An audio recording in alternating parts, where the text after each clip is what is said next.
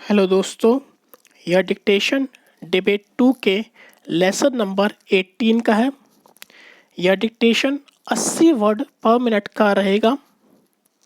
दोस्तों, अगर आप मेरे चैनल पर पहली बार आए हैं तो चैनल को लाइक करें, शेयर करें और सब्सक्राइब करके बेल आइकन ज़रूर दबाएं। तो चलिए दोस्तों, डिक्टेशन शुरू करते हैं। स्टार्ट।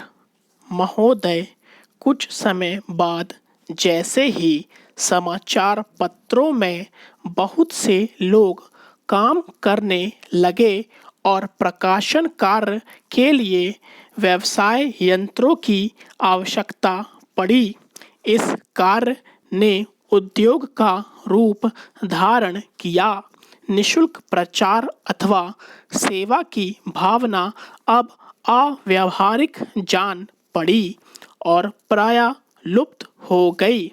समाचार पत्र उद्योग का यह विकास संभवतः स्वाभाविक है और आधुनिक विचारधारा के अनुरूप है।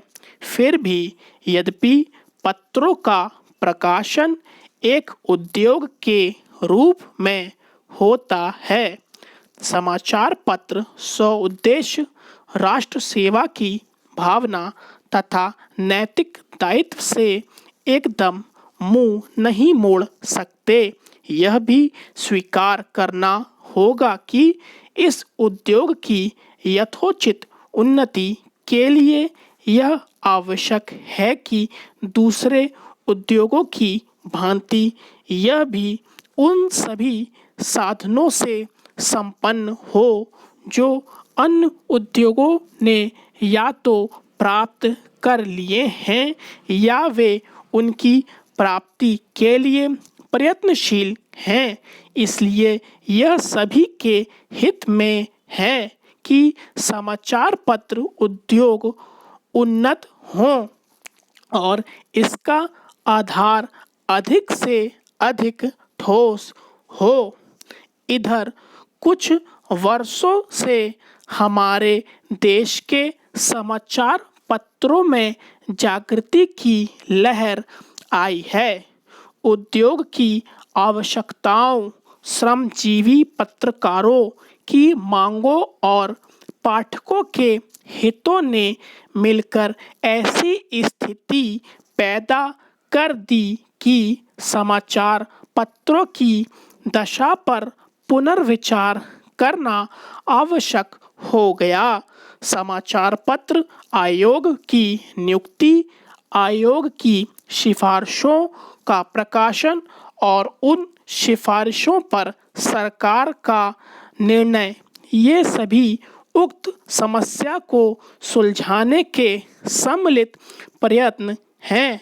मैं आशा करता हूं कि इन प्रयत्नों द्वारा समस्या का समाधान हो सकेगा, समाचार पत्र उन्नत होंगे और इस उद्योग में कार्य करने वाले सभी लोगों को संतुष्ट किया जा सकेगा।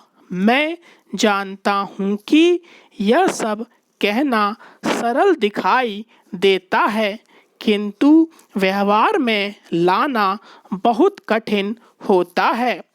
परंतु मुझे सुशिक्षित श्रोताओं से यह कहने की आवश्यकता नहीं कि मानवीय गतिविधि के सभी क्षेत्रों में, चाहे वह राजनीति, उद्योग अथवा प्रशासन का क्षेत्र हो, विभिन्न हितों और विचारों में सहयोग की भावना से राष्ट्र तथा समाज के हितों को सामने रखकर सामंजस्य स्थापित करने का प्रयास आवश्यक है। मैं इतना निराशावादी नहीं कि मैं यह समझूं कि वे लोग जिनके सुझाव बड़ी-बड़ी समस्याओं को सुलझाने में सहायक होते हैं, निजी समस्याओं का निपटारा करने में असफल रहेंगे।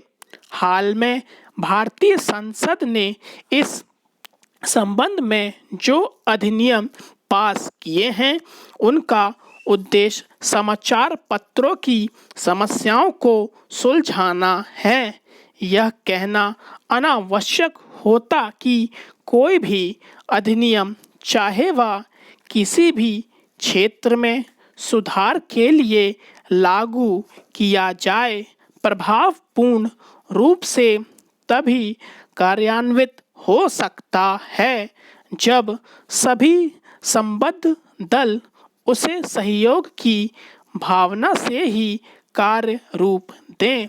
इन मामलों में अधिनियम के शब्दों का इतना महत्व नहीं जितना उनके पीछे निहित भावना का होता है।